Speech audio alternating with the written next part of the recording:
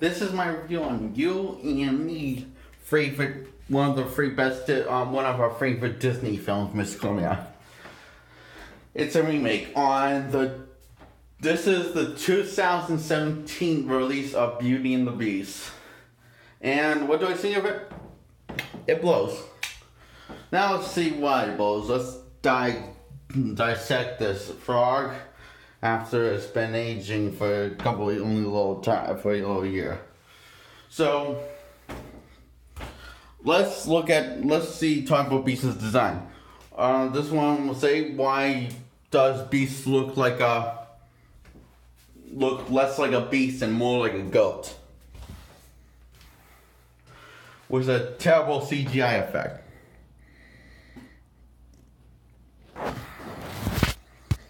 And what's the story? Well, the story is pretty much the same except one song added. It's called Evermore, and it's a really good song. This is the only time when you feel truly sorry for the Beast. The rest you don't feel sorry for him at all. The Beast is most of the time it comes off as flat and one-dimensional and unlikable, unlike the three-dimensional, fleshed-out, likable, sympathetic Beast from the original Disney flick. The same goes for Bella, except she's slightly more hateable. And why do you hate Bella? Well, it's her singing. Her singing is very flat and off-key and forgettable. That's all. The singing of the song when Beast is singing Evermore. All the songs are just flat and forgettable and boring and hollow and no emotion stuff. Let's talk about the story. Well, the story follows by the book, the same thing except one change in the story. So in case you don't know the story of Beauty and the Beast, it's like this.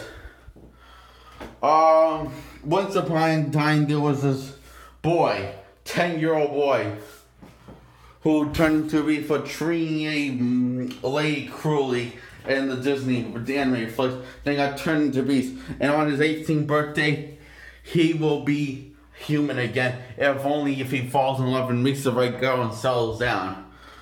He does so by kidnapping his future wife and taking her with the dog girl instead of the father as prisoner.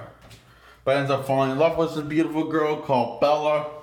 Bella's also a bit of a book nerd. And this guy called Gaston, who's just a jock, basically. Beast breaks the spell by true love with the help of Bella, and that is it. After Beast gets brought by, and also somehow brings Beast back from the dead. Now, and the happy ever after. And now, there's only two plot changes.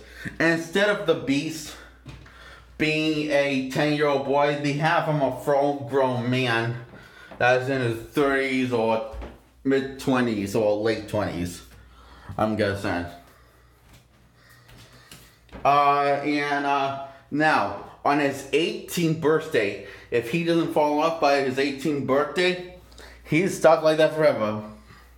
Shouldn't he be stuck like that already? Because he's already past 18.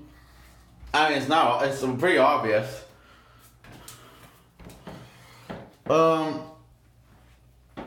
So yeah,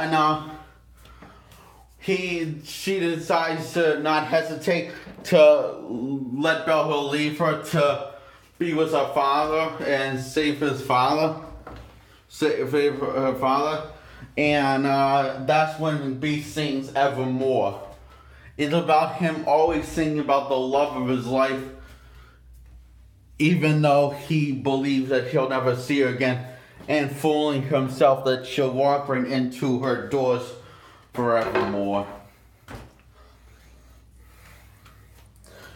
And that's what the song's about, and it's a pretty beautiful song, yeah. And Beast really sells and tries his 100 million, gives 1,000,000% on singing that song on key. Yeah, Beast gets invited with Gaston, like the animated film, and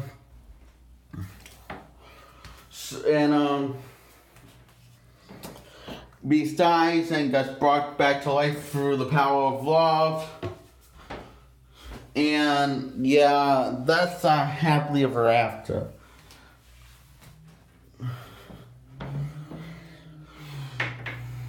And that's the story.